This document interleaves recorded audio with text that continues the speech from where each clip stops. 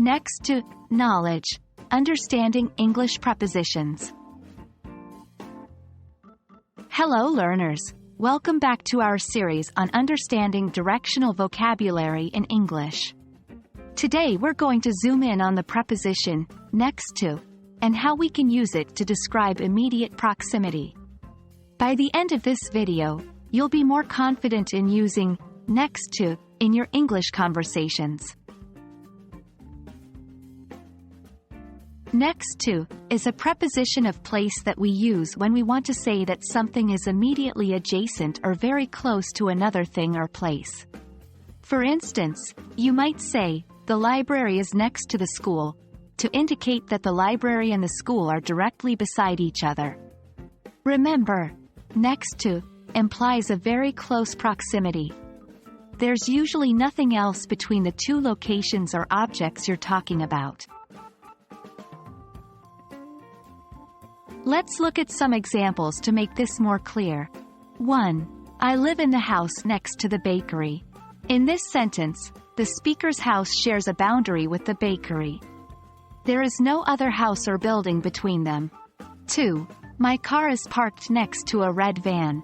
Here, the speaker's car and the red van are side by side in the parking lot. There is no other car between them. 3. She sat next to me during the concert. In this case, the person sat directly beside the speaker during the concert. There was no one else between them.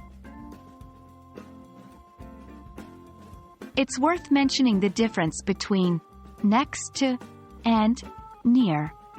While both can describe proximity, next to is used for immediate adjacency, and near implies a more general vicinity.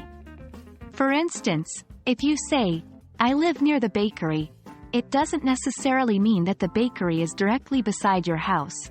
It could be a few houses down the road.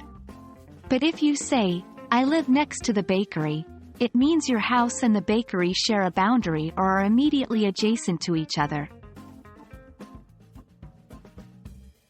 Well, that wraps up our lesson on using next to for immediate proximity. Remember, next to is used to denote that something is directly adjacent or very close to another thing or place. It's more specific than near and indicates a shared boundary or immediate adjacency.